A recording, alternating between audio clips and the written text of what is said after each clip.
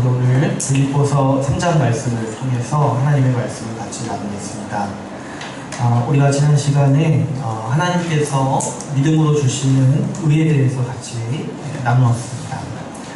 의라는 거는 우리가 이제 일상에서는 자주 쓰는 말이 아니지만 사실은 성경에서는 이 얘기가 굉장히 자주 나와요. 누가 의롭게 되니까, 의가 어떤 사람이 의인인가, 이런 문제가 성경에서 아주 중요한 문제죠. 우리가 이제 쉽게 구원받았다 이렇게 얘기를 하지만 사실은 이제 구원은 누구에게 주어진다는 거예요. 의롭다고 인정받은 사람, 하나님으로부터 의롭다고 인정받은 사람이 구원받는 거예요.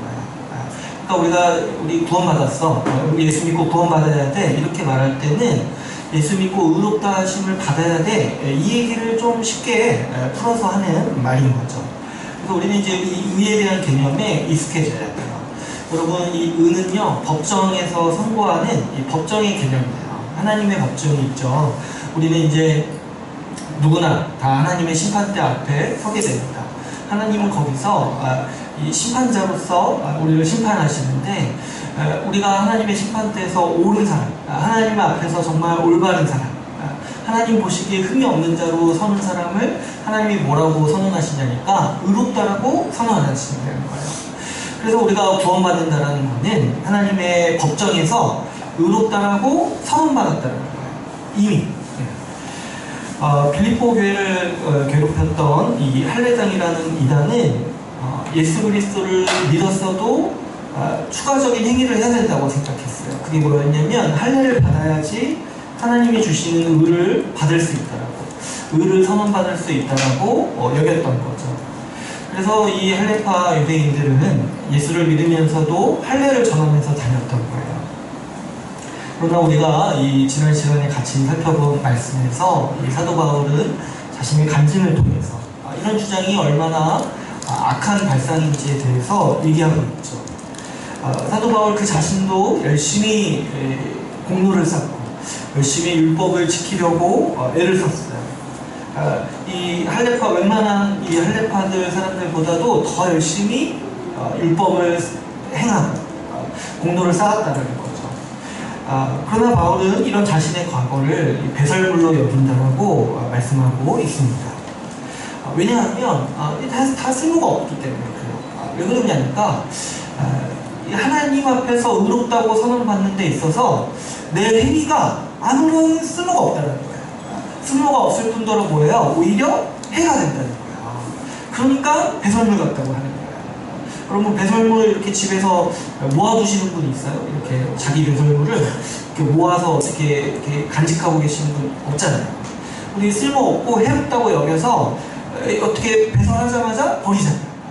마찬가지로 사도 바울은 자신의 그 율법을 지켜서 하나님 앞에 내 행위로 인정받고자 했던 그 모든 과거를 버리는데 해로 여긴다. 해로. 이런 것들 하나님 앞에 들고 나가봤자 오히려 나를 망하게 할 뿐이다 라고 여긴다는 거죠. 왜 그러냐니까 하나님께서 우리를 의롭다고 하시는 거는요, 우리의 행위를 보고, 우리가 어떠한 과거에 무엇을 했거나 무엇을 안 했거나 이런 행위를 보고 우리를 의롭다라고 정하시는 것이 아니라 우리의 믿음을 보고 우리를 의롭다 하시기로 정하셨다는 거죠. 하나님께서 그렇게 정하셨어요. 행위에 따라 내가 너희를 판단하지 않고 너희의 믿음을 보고 내가 너희를 의롭다라고 하겠다라고 이렇게 정하신다는 거죠. 하나님께서는 특별히 예수 그리스도를 믿는 자를 의롭다라고 하십니다. 왜 하나님께서 예수 그리스도를 믿는 자를 의롭다고 하시냐면 예수 그리스도가 하나님 앞에 의로우신 분이기 때문인 거예요. 하나님 앞에 오직 의인은 예수 그리스도 한 분이죠. 예수 그리스도가 율법을 모두 다 지키고 하나님의 모든 말씀에 다 순종함으로써 하나님 앞에 의인으로 서신 거예요. 그런데 하나님께서는 그리스도를 믿는 사람에게 이 예수 그리스도가 가지신 의롭다고 인정받으신 그 의를 주시기로 작정하셨다는 거죠. 이게 바로 우리가 예수 믿으면 구원받는다라고 얘기하는 복음의 소식인 거예요. 예수 믿는 자에게 그 사람이 아무것도 하지 않아요. 그 사람이 과거에 어떤 죄를 졌어도 하나님 앞에 아무리 이상한 사람이라도 예수를 믿는 그 믿음 때문에 하나님은 이 사람이 옳다, 이 사람이 내 앞에서 흠이 없다라고 선언하신다는 거죠. 이게 바로 이 복음의 아주 깊은 소식인 거예요. 우리는 하나님 앞에서 의를 행한 일도 없고 죄만 지었어요. 뭐 하나님이 하라고 한 거 하지도 않고 오히려 어때요? 하나님이 하지 말라고 한 일을 하면서 살았죠. 그런데도 하나님께서는 우리에게 예수 그리스도를 믿는 믿음을 보시고 우리를 의롭다라고 선언하십니다. 성경은요, 이런 하나님의 선물, 우리를 이렇게 의롭다고 칭하시는 거, 우리가 이제 교리 용어로 칭이라고 하죠. 이렇게 하나님이 하신 일을 보고 뭐라고 하냐니까 은혜라고 해요. 은혜라고. 은혜에 뭐 이제 여러 가지 의미가, 사전적인 의미가 있지만, 은혜를 우리가 아주 이해하기 쉬운 말 중에 하나가 뭐냐니까, 의외로 공짜란 말이랑 가장 잘 어울리는 단어인 거예요. 은혜는 공짜로 주셨다는 거예요. 값없이 주셨다는 건데, 하나님께서 뭐 우리의 뭐 제사를 받으시고, 우리의 뭐 선행을 받으시고, 이렇게 우리에게 뭔가 복을 주신다는 게 아니라, 그런 거 없이, 오히려 악을 행했는데, 오히려 벌을 받아야 되는데 뭐예요? 오히려 복을 공짜로 주셨다는 거예요. 이게 이제 은혜라는 거죠. 우리는 아무것도 한 것이 없고 또 받을 자격도 없는데 하나님께서 값없이 우리에게 의롭다함을 주신다는 그 하나님의 행위를 가르쳐서 우리는 하나님이 은혜로우시다 이렇게 얘기를 하는 겁니다. 우리는 하나님이 주시는 복을 그래서 공짜로 누리는 거죠. 우리가 뭐 하나님께 뭐 못 받을 짓을 해서 뭐 하나님께 칭찬받을 일을 해서 하나님께 복을 누리는 게 아닌 거야. 우리가 예수 그리스도를 믿음으로 하나님은 우리에게 그분이 가지신 모든 복을 무료로 공짜로 주시기로 작정하셨다는 거죠. 그러므로 우리가 신앙생활하면서 내가 무엇을 해서 하나님이 복 주신다거나 내지는 반대로 내가 무엇을 하지 않아서 하나님이 나를 벌하신다거나 이렇게 함부로 말할 수가 없다는 거야. 왜 그러냐니까 하나님은 한 번도 우리의 행위에 따라 갚으신 적이 없으세요. 하나님은 우리가 믿을 때, 예수 그리스도를 믿을 때 그분이 가지신 모든 복을 다 주시기로 작정하신 분이라는 거죠. 여러분, 그런 은혜를 받아서 누리는 사람이요, 내가 하나님께 무엇을 했다, 내가 하나님께 무엇을 드렸다 이렇게 자랑할 수가 없다는 거예요. 왜냐하면 그것 때문에 하나님이 우리를 복 주시는 게 아니기 때문이죠. 제가 어렸을 때 아주 기억이 나는 게 하나가 있는데, 제가 어렸을 때 부모님께 좀 못되게 굴었던 적이 있어요. 막 고집 부리고 막 부모님한테 제가 생각해도 지나가 보니까 제가 생각해도 되게 못되게 굴었어요. 근데 그 주에 부모님이 제가 되게 가고 싶어 했던 축구 경기장에 저를 데려가 주셨어요. 그래서 제가 그 경기장에서 이렇게 즐겁게 놀다가 집에 오는데, 그럼 제가 어떻게 생각하는 게 맞다며, 내가 이렇게 못되게 굴었는데도 부모님이 나한테 이렇게 좋은 걸 주시는 걸 보니까 내 부모님이 나를 사랑하시는구나 이렇게 생각하는 게 사랑받죠. 자연스럽죠. 근데 이제 이렇게 생각한다고 해보세요. 역시 내가 이번 주에 고집을 좀 부렸더니 부모님이 나에게 이렇게 해주시는구나. 역시 내가 이번 주에 내가 뭔가 했더니 부모님이 나한테 이렇게 상을 주시는구나 이렇게 생각한다고 해보세요. 이거는 이제 좀 맞아야 되는 아이의 모습이죠. 이거는 사실 사람이요, 보통 이런 생각을 갖기가 힘들어요. 내가 무엇을 했기 때문에 나한테 뭘 주셨구나. 아니, 주님은 처음부터 우리가 죄인 되었을 때, 우리가 죽어 마땅할 때에 예수 그리스도를 우리에게 보내주셔서 그분의 생명을 주셨어요. 그런데 내가 그 앞에서 내가 그 주님을 믿는다고 하면서 내가 무엇을 해서 주님이 나를 복 주셨습니다. 내가 헌금을 많이 했더니 나에게 100배의 헌금을 주셨습니다. 뭐 이런 경우가 많이 없는 것 같은데. 그래서 내가 뭘 안 했는데 주님이 나한테 벌하셨습니다. 이렇게 말한다는 건요, 우리 주님의 영광을 가리는 거예요. 우리 주님은 한 번도 그렇게 우리를 대하신 적이 없는 거죠. 이 생각이 굉장히 이상하잖아요. 주님이 우리의 행위에 따라 갚으신다고 여기는 생각이 굉장히 이상한 생각이잖아요. 그런데 이런 이상한 생각을 이 할레파 유대인들, 율법주의자들이 하고 있는 거예요. 하나님께서는 우리의 믿음을 보시고 공짜로 우리를 의롭다고 하시는데, 역시 내가 잘해서 하나님이 나에게 의롭다 하시는구나. 역시 내가 무엇을 했더니 하나님이 나를 복 주시는구나. 이렇게 생각하는 게 이 율법주의자들, 이 사람들의 모습이라는 거예요. 이런 태도를 우리는 이 자기의의 태도라고 우리가 지난 시간에 같이 나눴어요. 자기 마음대로 의의 기준을 정해서 자기 스스로를, 자기 행위를 보고 의롭다라고 여기는 것. 이게 이제 자기의의 태도인 거죠. 은혜로 그리스도를 믿는다고 하면서 항상 자기만의 자기 기준을 가지고 자기 공로를 추구하고 내세우는 태도라고 할 수 있습니다. 여러분, 우리가 지난 시간에 나눴다시피 이 자기의의 문제가 이 교회를 가장 끈질기게 괴롭히는 대적이에요. 사람들은요, 하나님이 은혜로 구원을 주시는 분이 아니라 우리의 공로를 따라 주시고 우리의 공로를 따라 차별하는 분으로 생각하는 것을 굉장히 좋아해요. 그래서 열심히 봉사하고 신앙생활하는 분들이요, 은근히 그런 마음들을 가지는 거예요. 좀 그렇지 않은 사람들을 좀 무시하고 뭔가 좀 이렇게 열등한 성도로 생각하는 거 있잖아요. 내가 열심히 봉사하면서, 내가 열심히 신앙생활하면서 좀 그런 거 안 하는 사람들은 좀 이렇게 모자라다고 생각해요. 제가 지난 시간에 나눴다시피 기도를 열심히 하면은 그대로 은혜 받으면 되는데 기도 안 하는 사람들을 무시해요. 성경을 열심히 공부하면 그냥 그렇게 은혜를 받으면 되는데 이상하게 성경 공부 안 하는 사람들을 무시하는 거예요. 이렇게 이 자기 의를 따르는 분들은 이 하나님께서 믿음으로 의롭다고 하시는 복음이 매우 위험하다고 여기는 경향이 있습니다. 실제로 이제 제가 신학교 때 전도사님들이랑 이렇게 대화를 할 때 이런 얘기가 나온 적이 있어요. 하나님께서 우리가 믿을 때 모든 복을 다 주신다. 공짜로 다 주신다. 이렇게 말하면, 교회에서 이렇게 말하면 위험하다는 거예요. 왜 그러겠어요? 하나님이 우리가 예수 그리스도 믿을 때 이미 다 주셨다. 더 주실 게 없다. 그때 이미 다 주셨다 얘기하면은 이런 생각을 하는 거예요. 그럼 누가 주일에 힘들게 교회 나오겠냐는 거야. 누가 주일에 힘들게 교회 와서 봉사하겠냐는 거야. 이런 이제 얘기들을 이제 제가 신학교 때 전도사님들이 했던 거야. 하나님께서 우리가 믿을 때 이미 복을 다 주셨다고 하면은 교회가 어려워지지 않을까 이렇게 생각을 하는 거죠. 사람들이 이제 이미 다 받았으니까 이제 더 받을 게 없네 하고 아무것도 안 하게 된다는 거죠. 이런 이제 생각들을 좀 더 고상한 표현으로 바꾸면 이런 사람들은요, 복음이 방탕한 삶을 조장한다고 생각해요. 이미 믿고 구원받고 복을 다 받았다고 말하면 사람들이 자기 마음대로 방탕하게 살 거라고 얘기하는 거예요. 이게 실제로 이제 이 구원파의 논리죠. 우리가 이미 구원받았으니까 그 뒤에 아무렇게나 살아도 괜찮다. 이렇게 얘기하는 거예요. 그래서 어떻게 얘기하냐니까 이 적당히 하나님께서 우리의 행위를 보시고 복 주신다고 말해야 한다고 여기는 거야. 너무 방탕해지니까 믿음으로 다 받았다고 얘기하지 말고 아니 그래도 열심히 하면 주님이 더 복 주신다 이렇게 얘기해야 된다라고 생각을 하는 거죠. 그래서 기도 많이 하면 하나님이 복 주신다. 열심히 봉사하면 하나님이 복 주신다.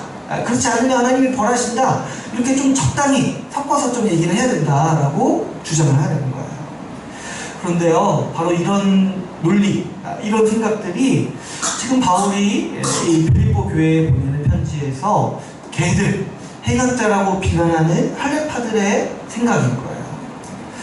그들도 믿기만 하고 아무것도 안 하는 사람들이 방탕하다고 여겼어요. 그래서 뭐라고 생각했냐면 할례를 받아야 된다. 할례를 받아야지 주님께 복받고 주님께 인정받는다라고 얘기하고 다녔던 거죠. 여러분, 복음을 제대로 말하면 이 하나님이 우리에게 은혜로 의롭다함을 주셨다라고 말하면 사람들이 방탕할 거다. 자기 마음대로 살 거라 여기는 태도 역시 이 복음을 잘못 이해한 결과라고 볼 수 있습니다. 우리가 이제 DBS 때 로마서를 하는데 로마서에서는 이 문제를 아주 자세히 다뤄요. 이 복음을 제시했을 때 방탕하지 않을까 이런 문제를 제기하는 사람에게도 사도 바울이 아주 자세하게 얘기를 해요. 근데 이제 여기서는 이 빌립보서에서는 그 자세한 설명 대신에 신자가 어떤 사람인지를 간략하게 제시하면서 복음을 믿는 사람이 절대 방탕하게 살 수 없다라고 우리에게 가르쳐주고 있습니다. 우리가 이제 지난 시간에 읽었던 3장 3절을 같이 한번 읽어볼까요? 3장 3절 말씀이었어요. 3장 3절 말씀을 같이 한번 읽어보겠습니다. 시작. 하나님의 성령으로 봉사하며 그리스도 예수로 살아가고 육체를 신뢰하지 아니하는 우리가 곧 할례하라. 지금 이제 우리가 어떤 자냐니까 우리 신자가 우리 교회가 어떤 자라고 바울은 얘기하고 있어요. 하나님의 성령으로 봉사하고 그리스도 예수를 자랑하고 육체를 신뢰하지 않는다고 했죠. 여러분, 믿음으로 의롭다함을 받은 신자는요, 결코 방탕하게 살지 않아요. 왜 그러니까? 하나님께서 성령을 주셨기 때문이에요. 여기서 우리가 성령을 받아서 성령으로 봉사한다고 말씀하고 있죠. 여러분, 성령은 오셔서 우리에게 어떤 일을 하십니까? 성령께서는 우리에게 오셔서 우리의 마음을 바꾸세요. 그래서 신자는 마음으로부터 새로워지는 사람인 거죠. 성령께서 우리 안에서 우리가 정말 죄를 이기고 의롭게 살고자 하는 소망을 끊임없이 우리에게 주시는 거예요. 성령께서 우리 안에 새 마음을 주셔서 우리가 진심으로 봉사하고 하나님의 말씀에 순종하고자 하는 마음을 우리에게 주시는 거죠. 그래서 신자는 어떤 자냐니까 성령으로 봉사하는 자예요. 성령으로 봉사하는 자예요. 뿐만 아니라 이 성령 받은 사람의 특징이 뭐예요? 그리스도 예수를 자랑하고 육체를 신뢰하지 않는다고 얘기하죠. 이런 거예요. 열심히 봉사하고 주를 위해 살지만 그거를 자기 공로로 여기지 않는다는 거예요. 우리 이제 자기 의를 따르는 사람들은 어떻게 생각했어요? 이 의를 얻기 위해, 복을 얻기 위해 열심히 봉사하고 또 그걸로 자기 자신을 자랑한다고 했죠. 근데 성령을 받은 사람은 뭐예요? 그런 거 없이 받은 성령으로, 성령께서 주시는 마음으로 열심히 봉사하는데 뭐예요? 내가 나를 자랑하지 않고 오히려 그리스도 예수를 자랑한다는 거예요. 왜 그런 거예요? 지금 우리가 성령 받아서 주를 위해 살고 지체를 섬기고 내가 봉사하는 이 모든 일이 다 누구의 은혜라는 거야? 예수 그리스도께서 우리에게 주신 은혜라는 거예요. 주님이 나에게 오셔서 나를 구원하시고 나를 의롭다고 선언하시고 성령을 주셔서 새 마음을 주시지 않는다면 우리가 열심히 봉사하거나 누구를 위해 섬긴다는 거, 이런 일이 일어나지 않는다는 거죠. 그래서 우리의 신자는 내가 열심히 섬기면서도 이거 자체가 하나님의 은혜라고 여기는 사람들인 거예요. 자기 육체를 신뢰하지 않는다고 했어요. 자신에게 있는 공로나 이 사람들에게 칭찬받을 만한 어떤 명예를 결코 신뢰하지 않는다는 거예요. 이런 거 다 뭐로 여기는 거야? 배설물로 여기는 거야. 이거 하나님과의 관계에서, 하나님의 복을 누리는 관계에서 이런 것도 중요하지 않을 뿐만 아니라 오히려 해가 된다는 거죠. 누가복음 17장 10절에서 예수님은 이와 같은 신자의 모습을 이렇게도 표현을 하셨어요. 제가 읽어드릴게요. 이와 같이 너희도 명령받은 것을 다 행한 후에 이르기를 우리는 무익한 종이라 우리가 하여야 할 일을 한 것뿐이라 할지니라. 우리가 열심히 봉사하는데 그런 것들 자기 공로로 삼을 수 없다는 거야. 내가 이거 잘했죠. 내가 열심히 봉사해서 이거 잘했죠. 이렇게 말할 수 없다는 거야. 왜 그러냐니까 그렇게 살 수 있는 능력과 그렇게 살 수 있는 삶의 모든 환경들을 다 뭐예요? 주님이 주신 거라는 거야. 여러분, 이 아이가요 부모님께 용돈을 받아서 그 용돈으로 부모님께 선물을 사요. 그래놓고 부모님 저 잘했죠? 이렇게 말하는 거는 아이만 할 수 있는 아주 어린 행동이에요. 그렇지 않습니까? 왜냐면 자기가 부모님께 선물 줄 수 있는 그 힘도 다 누구한테 오는 거예요? 부모님한테 오잖아요. 마찬가지로 우리가 하나님을 위해서 살면서, 주를 위해 살면서 주를 위해 봉사할 때 있잖아요. 내가 이거 했다고 자랑하는 거 있잖아요. 그거 아직도 주님이 우리에게 뭘 주셨는지를 모르는 거예요.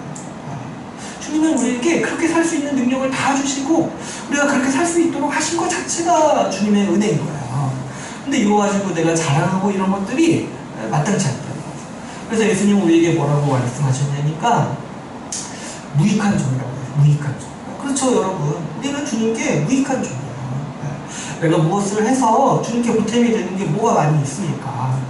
우리가 열심히 섬기는 거 있잖아요. 그냥 해야 될 일을 했을 뿐이라고 우리 자신은 여기는 거죠. 신자는요, 어떤 사람이냐니까 열심히 주를 위해 봉사하면서도 자기가 아니 그리스도를 자랑하는 사람이에요. 왜냐? 내가 이렇게 살 수 있도록 그리스도가 나를 만드셨기 때문에. 여러분, 성령을 모르는 사람이요, 이 복음의 소식이 사람을 방탕하게 만든다라고 여깁니다. 또 이 성령과 교제하지 않는 사람이요, 그저 우리 이 기독교는 한 번 믿고 구원받으면 아무것도 아니라고, 그저 땡이라고 여기는 거죠.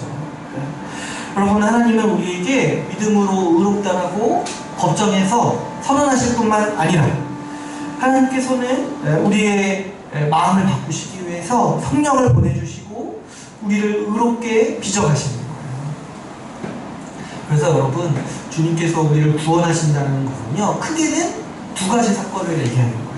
첫 번째로는 하나님의 법정에서 우리를 의롭다라고 선언하시는 것. 우리를 법정에서 의롭다라고 법적 신분으로 선언하셨어요.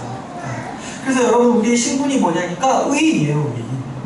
우리의 법적 지위가 의인이라는 거예요. 근데 이제 법적으로는 우리가 의인인데 우리 실제 모습을 보면 어때요? 실제 모습을 보면은 우리가 좀 죄를 지을 때도 있고 의를 행하지 않을 때가 많잖아요. 근데 하나님은 이 문제를 해결하시기 위해서 어떻게 하시냐니까 우리에게 성령을 보내주시는 거예요. 우리에게 성령을 보내주셔서 우리가 실제로 의롭게 살아가도록 우리를 도우시는 거예요. 이거를 가리켜서 우리가 이제 성화라고 하는 거예요. 성화. 우리를 실제로 의로운 사람이 되도록 우리를 연단하시는 과정을 우리에게 구원의 은혜로서 베푸시는 거죠. 여러분, 신자는 그래서 일생토록 성화하는 자입니다. 우리가 구원받았다는 것은 우리가 하나님께 의롭다함을 받았다는 사실뿐만 아니라 하나님께서 우리를 성화시켜 주신다. 성령이 오셔서 우리를 성화하는 사람으로 빚어가신다라는 은혜를 표현하는 말인 거죠. 주님께서 우리의 신분을 의로운 자로 바꾸신 것도 우리의 구원이죠. 마찬가지로 우리에게 성령을 주셔서 새 마음을 주셔서 새 사람으로 성화하게 해주시는 것도 우리의 구원입니다. 그리고 여러분, 이 성화야말로 우리가 경험하는 구원의 은혜라고 할 수 있어요. 여러분, 칭의는 어때요? 하나님께서 법정에서 의롭다라고 선언하시는 거예요. 그러니까 사실 우리가 경험하는 건 아니죠. 하나님이 법적 신분으로 우리를 의인으로 선언하시는 거예요. 근데 성화는 어떤 거냐니까 우리가 살면서 내가 실제로 의로운 사람이라는 거를 경험할 수 있는 은혜인 거예요. 내가 그래서 이 날마다 변해가는 거, 날마다 주를 닮아가는 거, 이 모든 일들이 이 성화의 은혜라는 거죠. 우리가 과거에는 이 죄를 짓고 정말 죽음을 향해 살아가던 인생에서 지금은 어때요? 의를 위해서 의를 행하는 삶으로 바뀌었어요. 이 삶을 살아갈 때마다 우리가 경험하는 게 뭐냐니까 내가 의롭다라는 사실을 경험하는 거예요. 하나님께서 법정으로 의롭다라고 선언하셨는데 그 선언하신 그 칭의의 은혜를 내가 매일 살아가면서 경험하는 거예요. 주님이 날 실제로 의롭게 하셨고, 내가 의를 행할 때마다, 내가 죄를 극복하고 이길 때마다 하나님이 나를 의롭게 하셨다는 그 은혜를 실제적으로 체험하는 은혜가 바로 이 성화의 은혜인 것이죠. 오늘 본문은 특별히 이 바울 자신이 이 성화에 임하는 자세를 간증처럼 또 우리에게 들려주고 있습니다. 오늘 우리 본문에 우리가 읽은 말씀 중에 12절 말씀을 우리 같이 한번 읽어볼까요? 12절 말씀을 같이 읽어보겠습니다. 시작. 내가 이미 어떠함도 아니요 온전히 이루었다함도 아니라 오직 내가 그리스도 예수께 잡힌 바는 그것을 잡으려고 달려가라. 네, 이 말씀은 무슨 말씀입니까? 쉽게 말하면 그리스도가 나를 붙잡았어요. 그리스도가 나를 붙잡으셨죠. 근데 나도 어떻게 한다는 거예요? 나도 그 그리스도를 붙잡기 위해서 살아간다는 거예요. 근데 이 전력을 다해서 예수 그리스도가 나를 그 붙잡았으니까 그 붙잡히만 된 거, 그리스도가 나를 그 붙잡았으니까 나도 예수 그리스도를 붙잡기 위해서 전력을 다해서 살아간다고 지금 말하고 있는 것이죠. 여러분, 그리스도께서 나를 붙잡으셨다는 것은 어떤 뜻이겠습니까? 이거는 하나의 비유죠. 근데 무엇을 비유로 하냐는 거예요. 예수 그리스도가 나에게 의를 주셨다는 거예요. 예수 그리스도가 그분의 의를 나에게 주셨다는 걸 지금 사도 바울은 비유적으로 예수 그리스도가 나를 붙잡으셨다, 나를 꽉 잡으셨다, 이렇게 지금 비유적으로 표현하고 있는 거예요. 그리스도가 나를 의롭게 하셔서 나를 구원하셨다, 그래서 나를 붙잡으셨다, 이렇게 표현하고 있는 거죠. 우리가 이제 이 비슷한 표현으로 더 많이 쓰는 표현으로는 이제 사도 바울은 우리가 그리스도 안에 있다라고 얘기하죠. 비슷한 거예요. 이 그리스도와 우리가 연합했다라는 이 하나의 사실을 이 비유적으로 표현하는데 그거를 그리스도가 나를 붙잡았다라고 지금 사도 바울은 표현하고 있는 거예요. 여러분, 그리스도의 연합을 우리가 많이 들었죠. 그리스도의 연합은 어떤 거예요? 하나님께서 그리스도의 의를 주시기 위해서 우리를 그리스도와 합하게 해주시는 거죠. 그럴 때 우리는 그리스도와 함께 죽고 그리스도와 함께 부활하는 거예요. 그리스도와 연합해서 이 그리스도의 모든 것이 나의 것이 되는 거죠. 그래서 여러분, 우리가 예수 그리스도를 믿을 때 실제로 일어나는 일은 우리가 그리스도와 연합하는 거예요. 그래서 주님이 죽으셨을 때 나도 그 자리에서 같이 죽고, 주님이 부활하셨을 때 나도 그 자리에서 같이 부활하는 거예요. 우리가 실제로 경험하는 일은 아니지만 우리가 예수 그리스도를 믿을 때 하나님께서는 우리를 영의 차원에서 그리스도와 연합시켜 주시는 거예요. 바울은 이렇게 예수님께서 우리와 연합하시는 은혜를 그리스도께서 우리를 붙잡으셨다라고 지금 비유로 우리에게 가르치고 있는 거예요.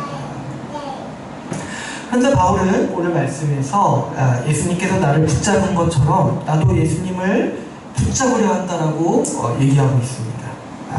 그래서 그 실제로 어떻게 살아가냐니까 10절, 11절처럼 내가 살아가겠다라고 얘기하고 있죠. 우리 10절, 11절도 같이 한번 읽어볼게요. 같이 읽어보겠습니다. 시작.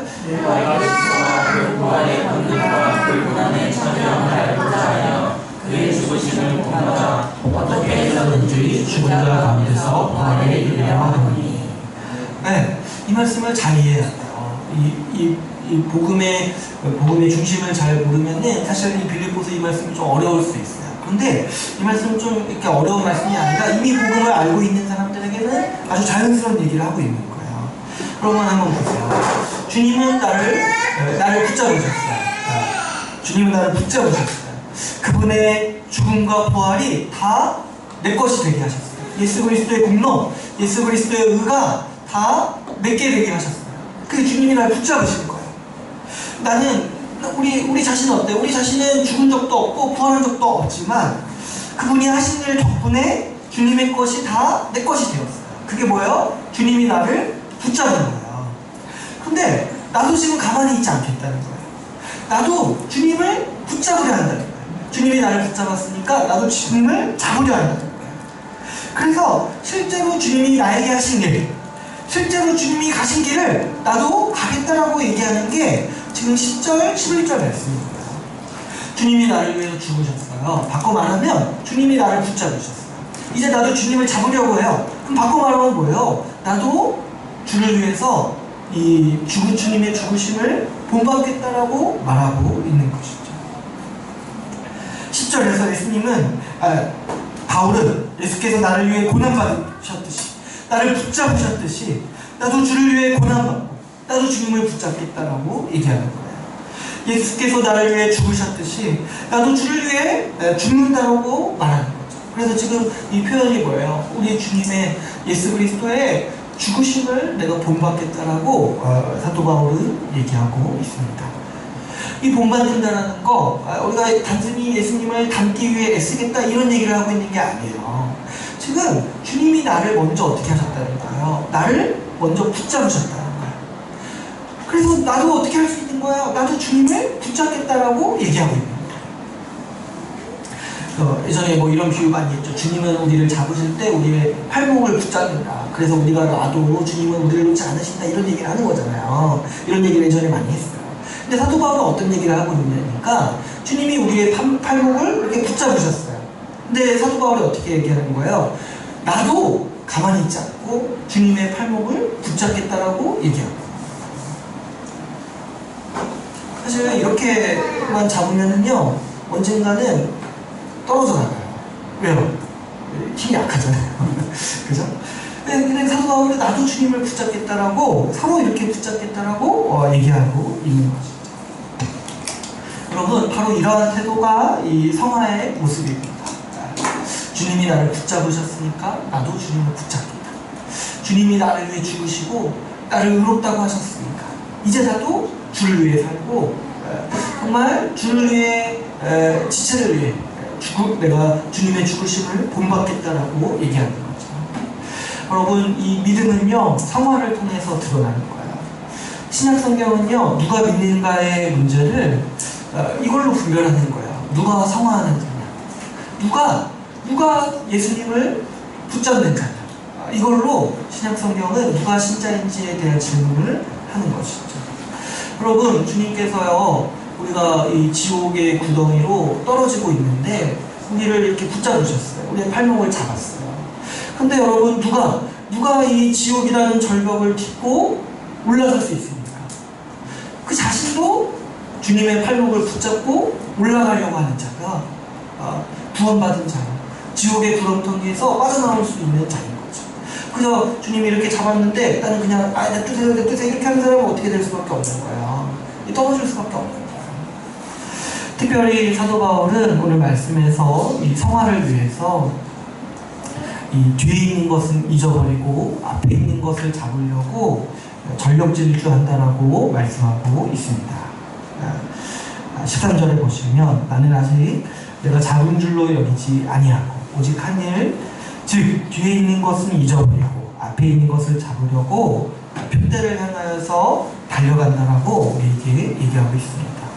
바울은 이 신자의 인생을 단거리 경주에 비유하고 있습니다. 앞에 목표가 있어요. 앞에 목표에 도달하기 위해서는 어떻게 해야 돼요? 뒤를 쳐다보면 안 돼요. 그래서 뒤에 뭐가 있는지를 잊어버려야 돼요. 여러분, 여기서 사도 바울이 말하는 뒤에 있는 것이 무엇입니까? 사도 바울은 자신의 과거를 배설물과 같이 여긴다고 했어요. 자신의 과거가 뭐예요? 하나님께 인정받기 위해, 사람들 앞에서 인정받기 위해 자기가 열심히 율법의 의를 행해서 공로를 쌓았던 그 삶을 배설물같이 여긴다고 했죠. 근데 자기 공로를 쌓기 위해서 살았던 삶을 이제 잊어버리겠다는 거예요. 이거 잊어버려야지 성화할 수 있다는 거예요. 그리고 또 사도 바울은 무엇을 또 버립니까? 사도 바울은 율법의 열심 때문에 교회를 박해했다고 했어요.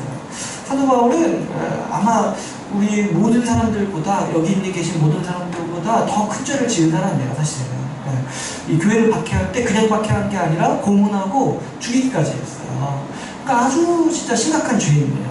근데 사도 바울은 그것도 잊어버리겠다라고 얘기하는 거예요. 과거에 내가 교회를 박해했던 그 정말 심각한 죄, 내가 아무리 심각한 죄인일지라도 나는 그것을 뒤에 있는 것으로 여기고 잊어버리고 앞에 표대를 향해서 달려가겠다라고 얘기하고 있는 거예요. 그렇다면 바울이 얻기 위해 달려가는 이 목표, 이 표대가 무엇이겠습니까? 이 말씀을 잘못 이해하면은 이 표대를 이렇게 주님이 우리에게 주시는 비전, 이렇게 꿈, 희망 이런 걸로 이해하기 쉬워요. 근데 지금 사도 바울은 처음부터 그 얘기를 하는 게 아니라 무슨 얘기를 하고 있어요? 하나님이 우리를 의롭다고 하셨다고 했잖아요. 여기서 우리의 목표, 우리의 표대가 뭐냐니까 하나님이 우리에게 주시는 그 의인 거예요. 의. 사도 바울은 믿음으로 하나님이 주시는 의를 받았어요. 그런데 12절을 보시면 내가 이미 다 얻은 것으로 여기지 않는다는 거예요. 이 말을 잘 이해해야 돼요. 실제적으로 사도 바울은 자신을 의롭다고 생각해요. 그런데 어떻게 자신을 또 생각하는 거예요? 또 한편으로는 내가 의롭다함을 받기에 합당하지 않은 자로 나 자신을 여긴다는 거예요. 실제로는 의로워요. 그런데 내 지금 상황이나 내 지금 성정이나 내 성격이나 내 모습을 보니까 실제로 내가 의롭지 않으니까 내가 지금 나 자신을 볼 때 내가 완전히 의로운 자로 여기지 않고 나를 어떻게 여기는 거예요? 끊임없이 의로움을 향해 달려가야 될 사람, 끊임없이 실제로 의로운 사람이 되기 위해 부단히 애써야 될 사람으로 자신을 여긴다는 거죠.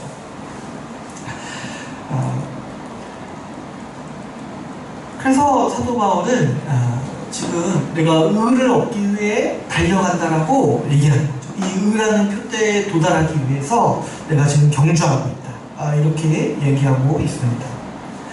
한마디로 얘기하면 뭐냐니까 하나님께서 나를 의롭다고 하셨어요.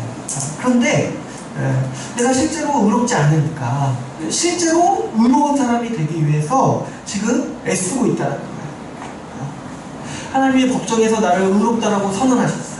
근데 내가 실제로는 의로운 사람이 아니고 죄를 짓고 이렇게 살아가니까 이게 이제 부끄러운 거예요. 내가 의롭다를 받은 적이 없으면 이게 부끄럽지 않은데 하나님이 나를 의롭다고 선언하신 것 때문에 내가 그 신분에 합당하게 살아가기 위해서 내가 실제로 의로운 사람이 되기 위해 애쓴다는 거죠.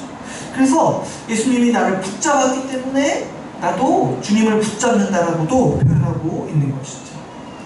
여러분, 신자가 이렇게 의롭게 살기 위해 정말 애쓰고 분투할 수 있는 이유가 무엇입니까? 주님이 우리를 먼저 붙잡으시고 우리를 의롭다라고 선언하셨기 때문입니다. 주님께서 우리를 먼저 의롭다고 선언하셨기 때문에 우리가 실제로 의로운 사람이 되기 위해서 분투하면서 살아갈 수 있는 거예요. 그러므로 신자는 정말로 의인이 되고자 자신의 인생을 경주하는 사람들이라고 할 수 있습니다. 우리 주님이 우리를 법적 신분으로 의인으로 만드셨어요. 그 자신의 법적 지위에 합당하게 살아가도록 애쓰는 사람들이 바로 우리 신자요 교회의 모습인 것이죠. 성령께서 이 일을 주관하시고 인도하시고 있습니다. 여러분, 율법주의자들, 이 자기의를 가진 사람들은요, 우리가 공로를 쌓으면, 우리가 하나님 앞에 복받을 일을 하면은 하나님이 우리에게 의를 주시고 복을 주신다라고 얘기해요. 그러나 복음은 어떻게 얘기하냐니까, 복음은 하나님께서 우리를 이미 의롭다라고 하셨기 때문에 우리가 의롭게 살 수 있다라고 선언하는 게 바로 이 복음의 소식인 것이죠.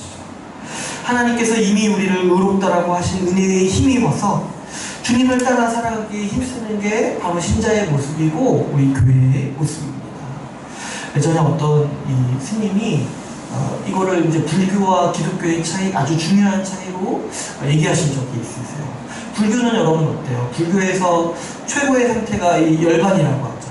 근데 이제 스님들이 이 열반에 들어가기 위해서 열심히 돌을 닦고 정말 수행하시잖아요. 이게 이제 불교의 모습이라면 기독교는 어떤 것이냐니까, 기독교는 처음부터 주님이 뭐예요? 하나님께서 어떻게 선언하신 거예요? 너는 이미 열반한 상태다라고 선언하신 거예요. 그래서 어떻게 얘기하는 거예요? 너는 이미 열반했으니까, 제가 좀 불교용어에 써서 죄송한데, 너는 이미 열반했으니까 열반한 사람의 모습으로 살아가라고 선언하시는 게 기독교의 메시지입니다. 우리는 스님이 평생도록 돛닦아도 도달하지 못할 상태에 이미 도달한 사람이에요. 왜 그러냐니까 하나님이 우리를 그렇게 선언하셨어요. 그런데 하나님이 이미 우리를 그렇게 선언하셨기 때문에 우리는 그 지위에 합당하게 살아가도록 애쓰는 사람들인 거죠. 여러분, 이 성화의 교리가 얼마나 참 우리에게 중요하고 아름답습니다. 하나님께서 우리의 행위에 따라 갚으시는 게 아니라 우리에게 다 주시고 다 주신 것에 합당하게 살라고 말씀하시는 이 성화의 교리, 이 복음의 은혜가 우리에게 굉장히 감사하고 정말 이 구원의 아주 아름다운 모습을 드러내는 교리라고 할 수가 있습니다. 그런데 안타깝게도 오늘날 이 성화의 교리는 종종 한국교회에서 무시를 당하고 있어요. 우리 한국교회에서는 좀 성화의 교리가 굉장히 약화된 형태를 가지고 있어요. 뭐냐니까 성화에 대해서 잘 얘기하지 않는 거예요. 구원에 대해서 구원받았습니다 여기까지는 얘기를 하지만 성화해야 됩니다. 하나님께서 우리에게 성화의 은혜를 주셨습니다 이 얘기를 자주 하지 않는다는 거죠. 우리가 자주 생각하는 모습이 어떤 거냐니까 구원을 당연히 받는다라고 생각해요. 하나님께서 이미 의롭다고 하신 은혜를 권리처럼 받아 누리면서 실제로 의롭지 않은 자신에 대해서는 아무런 양심의 가책을 느끼지 않는 거예요. 자신을 구원받았다라고 하면서 구원받은 사람의 삶의 모습이 없다라는 거죠. 이게 뭐냐니까 성령이 주시는 마음이 없다라는 거예요. 성령은 우리에게 오셔서 우리 신분에 합당하게 살려고 끊임없이 일깨워 주십니다. 하나님이 우리를 의롭다고 선언하셨어. 너 이렇게 안 살아도 돼. 너 이렇게 살 수 없어. 이렇게 끊임없이 우리의 마음을 일깨워 주시고 우리에게 새 마음을 주시는 분이 성령이세요. 하나님이 우리에게 의롭다고 선언하셨으니까 너는 이제 의롭게 살 수 있어. 내가 도울게. 이렇게 말씀하시는 분이 성령님이신 거예요. 근데 우리가 구원받은 삶이 없다는 거, 이 성령이 주시는 마음이 없다는 거는 좀 이상한 거죠. 우리 사람들의 모습을 보면 이 구원에 대한 확신은 강한데 이 구원받은 삶의 모습이 없다는 거예요. 그래서 이거를 이제 제가 지금까지 설명드린 이 교리적 차원에서 말씀드리면 성화가 없는데 칭의를 확신하는 기형적인 모습들이 굉장히 많다는 거죠. 원래는 뭐예요? 원래는 이 성화의 경험을 통해서 칭의를 확신하는 거예요. 내가 성화에 나가는 모습을 보면서 주님이 나를 확실히 의롭다라고 선언하시고 의롭게 살 수 있는 능력을 주시는구나 이렇게 확신할 수 있는 거예요. 근데 우리는 좀 이걸 언제부턴가 반대로 바꾸고 있어요. 성화가 없는데 자꾸 내가 구원받았다라고 확신한다는 거죠. 여러분, 오늘 사도 바울의 모습과 반대이지 않습니까? 사도 바울도 물론 자신의 구원을 확신합니다. 여기 말씀에 보면은 15절에 보면 어떻게 얘기해요? 우리를 가리켜서 어떻게 얘기해요? 온전히 이룬 자들이라고 얘기하죠. 이미 의롭다함을 받은 자들이라고 확신해요. 근데 사도 바울이 자기 자신을 어떻게 심정적으로 생각하는 거예요? 내가 이미 얻은 자도 아니요, 온전히 이뤘다도 아니다 라고 자기 자신에 대해서 심정적으로 얘기하는 거예요. 우리는 법정적으로는 이미 다 이룬 자예요. 이미 의로운 자예요. 근데 우리 실제 모습을 보니까 어때요? 내가 의롭다함으로 당연히 받는다고 여기지 않고 실제로는 내가 앞으로 의를 위해서 더 이루어야 될 자로 나 자신을 여긴다는 거죠.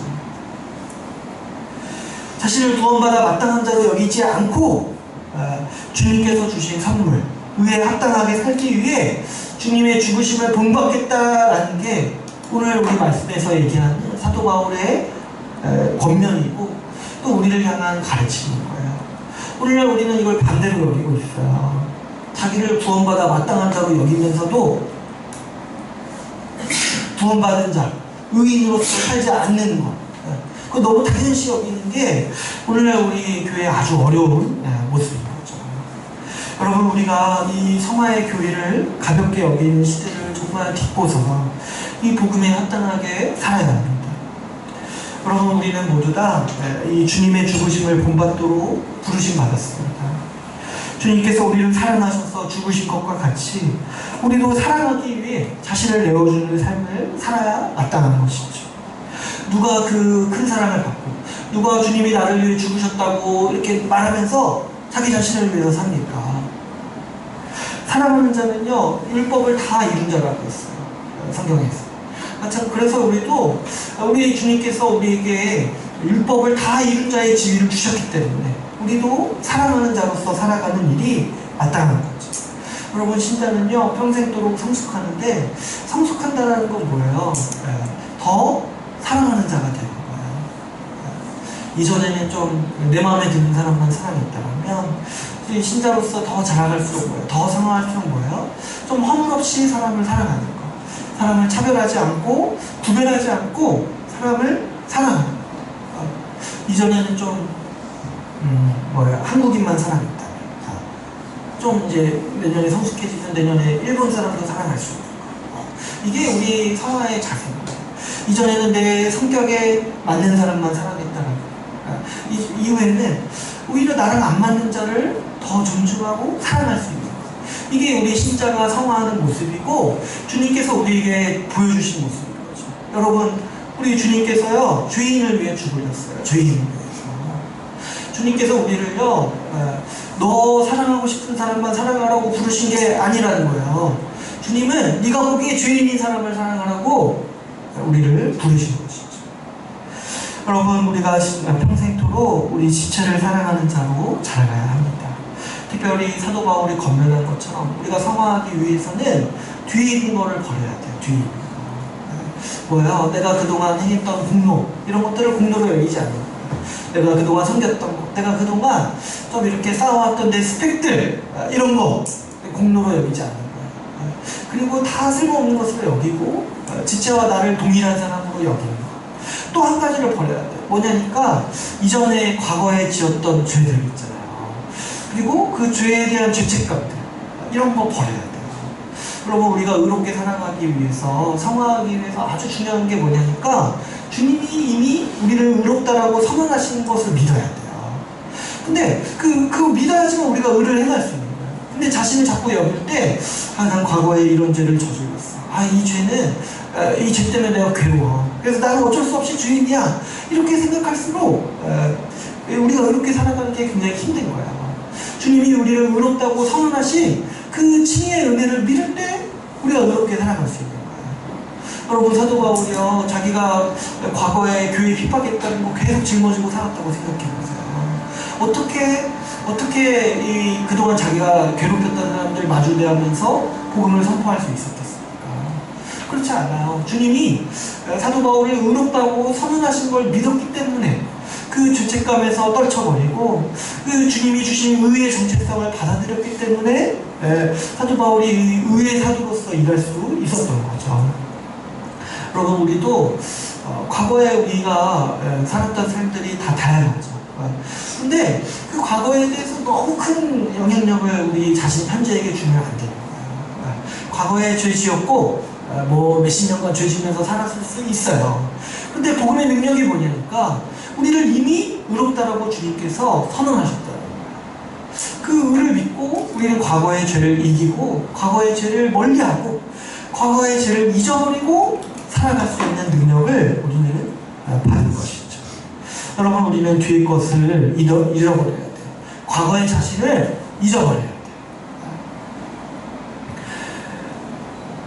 그뿐만 아니라 사도 바울이 오늘 말씀에서 표대를 향해서 가야 된다고 말하는 것처럼 우리는 표대를 향해서 살아가야 마땅합니다. 오늘날 사람들은요, 자기 나름대로의 삶을 강조해요. 자기 마음대로 자기가 생각하는 대로 살 수 있다라고 여겨요. 그러나 우리는 그렇지 않습니다. 우리는 동일한 목표가 있어요. 우리는 주님께서 의롭다고 칭하신 그 의에 합당하게 살아가는 게 우리의 목표인 거예요. 하나님께서 이미 우리를 의롭다라고 하셨기 때문에 그 의에 합당하게 살아가는 일이 우리의 목표인 것이죠. 예수 그리스도와 함께 그분의 죽으심에 동참해서 우리도 주님을 붙잡고 주님을 본받은 채로 살아가는 이것이 우리의 삶의 목표고 모든 신자가 동일하게 추구해야 될 표대라고 할 수가 있습니다. 그러므로 여러분, 우리 신자의 인생은요, 죽기까지 자라가는 삶이라고 할 수 있습니다. 바울은 이 신자의 인생을 운동선수에 비유했죠. 여러분, 운동선수가 성장하는 모습을 보면 어떻습니까? 운동선수는요, 보통 이제 20, 30대가 전성기죠. 보통 20대 중반, 후반이 전성기죠. 모든 거의 운동선수가. 그래서 이때 전성기를 맞이하기 위해서 이 어렸을 때, 10대 때, 그보다 더 어렸을 때부터 열심히 훈련하는 거예요. 10대, 20대, 30대 전성기를 누리기 위해서. 근데 신자는 또 어떤 사람들이냐니까 신자는 죽을 때 완성되는 사람들이에요. 죽을 때 이 목표에 도달하는 사람들. 죽을 때 이 표대에 도달하는 사람들이야. 그래서 신자는 죽을 때까지 어떤 사람들이냐면 운동선수가 자기를 연단하듯이 자기 자신을 연단하고 훈련하는 사람들이라 할 수 있는 거예요. 그래서 여러분, 우리 신자는요, 10대, 20대, 30대, 40대 50대, 60대 상관없이 다 뭐예요? 다 우리 전성기를 준비하는 유망주인 거예요. 그래서 우리는 그 인생의 어느 시점에서거나 끊임없이 자라기를, 성화해 가기를, 성숙해 가기를 도모하는 사람들이라 할 수 있는 것이죠. 여러분, 우리가 평생도록 자라나야 되고 평생도록 이 표대를 향하여서 경주하는 사람들이 되기를 힘써야 합니다. 여러분, 지금 이 모습 이대로가 내 완성된 모습이라고 생각하지 마세요. 여러분, 지금 나 자신이 얼마나 의에 합당한 사람입니까? 얼마나 주님을 닮았습니까? 여러분, 우리는 아직도 갈 길이 멀어요. 갈 길이 멀고 이 얘기를 우리는 죽을 때까지 할 거예요. 주님을 본받기 위해 더 살아야 되고 더 힘써야 된다고 우리가 죽을 때까지 얘기할 거예요. 근데 뭐 이렇게 교회에서 보면은 좀 열심히 봉사하고 나면은 이제 나는 열심히 했으니까 은퇴하고 좀 후배들 물려줘야겠다, 이렇게 이제 함부로 얘기하면 안 된다는 거예요. 왜냐니까 죽을 때까지 우리는 유망주라니까요. 하나님 보시기에 죽을 때까지 우리는 성화해야 돼요. 그리스도의 장성한 분량에 이르기까지 우리는 자라나야 돼요. 근데 이제 뭐 젊었을 때 좀 잠기고 이제 좀 쉴 때가 됐다, 이렇게 얘기하는 거는 죽을 때가 가까웠다, 이런 얘기랑 똑같은 거예요. 우리는 그런 자들이 아닌 거예요. 그리스도의 장성한 분량, 우리가 정말 얼마나 그리스도를 본받았는지가 항상 우리의 기준인 거죠. 또 여러분, 우리가 몇십 년간 이 모습 이대로 살아왔으니까 변하지 않을 거라고 함부로 생각하지 마세요. 이게 교만인 거예요. 주님은 우리를 의롭다고 하시고 의롭게 살 수 있도록 성령을 주신다라고 얘기하시는데, 아니에요 주님, 저는 몇십 년간 이 모습 이대로 살아왔어요, 이 모습 이대로 받으세요, 이렇게 말하는 거는요, 주님의 능력을 부정하는 거 아닙니까? 여러분, 변하지 않는 사람은 없어요. 변하지 않는 사람은 없어요. 제가 보니까 변하지 않는 게 아니라 더 악해지는 것밖에 없어요. 사람이 변하지 않는다는 건요, 더 악해지는 거예요. 우리가 더 성화하지 않으면은 한 가지 길이 뭐냐니까 더 악해지는 것밖에 없어요. 과거보다 더 악한 사람이 돼서 나타나는 거야. 여러분, 중간에 가만히 있는 사람은 세상에 없어요. 더 성화해지거나 더 성화해서 주님 닮은 모습으로 닮아가거나 더 악해져서 사단의 자식이 되거나 둘 중 하나밖에 없는 것이죠. 여러분, 우리 자신을 좀 가만히 있는 사람, 완성된 사람으로 생각하지 마세요. 우리는 성화해 가야 되는 사람이고, 또 우리 정말 주님 본받기 위해서 앞으로 우리가 해야 될 일이 아직 많이 남아있는 사람들이죠. 주님은 우리를 의롭다 하시고 의롭게 살 수 있는 능력을 주셨습니다. 의롭다 하시고 성령을 주셨습니다. 하나님이 주시는 은혜로 그래서 우리는 모두 다 함께 이 성화의 길을 걸어갈 수 있는 사람들입니다. 이제 말씀을 맺겠습니다. 여러분, 우리 과거가 어떠했건 주님은 우리를 구원하셨습니다. 또 마찬가지로 우리 과거가 어떠했건 주님은 우리를 예수 그리스도를 본받아 성화하는 자로 우리를 부르셨습니다. 여러분, 우리가 의롭다고 하는 그 신분은 다 똑같지만 얼마나 더 성화했는지는 우리 각자가 차이가 날 수가 있어요. 그러나 분명한 사실은 우리 모두가 그리스도께서 주시는 의를 따라가고 있다는 사실입니다. 여러분, 우리가 평생 이 길을 함께 갑시다. 우리가 서로가 서로에게 좀 이 성화의 증인이 되기를 소망합시다. 여러분, 우리 이렇게 세상 모임을 가면은 항상 하는 일이, 항상 이렇게 자주 나오는 말이 뭐냐니까, 어떻게 너는 이렇게 똑같냐는 거야. 변한 게 없냐는 거야. 아이고, 어떻게 그렇게 똑같냐는 거야. 사실 근데 똑같은 게 아니에요. 이전보다 더 이상해집니다. 어떻게 이렇게 세상의 친구들 만나고 그러면은 항상 과거를 추억하면서 똑같다, 과거랑 똑같다, 이렇게 얘기를 하죠. 그러나 여러분, 우리는 그러면 안 돼요. 우리가 3년을 지내고 5년을 지냈을 때 우리가 서로에게 성화의 증인이 돼요. 너 변했다. 너 정말 많이 변했다. 라고 서로가 서로에게 정말 증인이 되고 얘기해 줄 수 있는 그런 우리 모두가 되기를 간절히 바라면서 지내기를 바랍니다. 너 변했다. 너 더 주님을 닮았다. 이렇게 우리가 증언할 수 있으면 좋겠어요. 주님께서 주신 이 복음의 능력에 힘입어서 성화의 은혜를 누리는 정말 우리 주의 나라 교회가 되기를 우리 간절히 소망하면서 살아갑시다. 오늘 말씀을 마치고 같이 기도하는 시간을 갖도록 하겠습니다. 우리 이 시간 같이 기도하시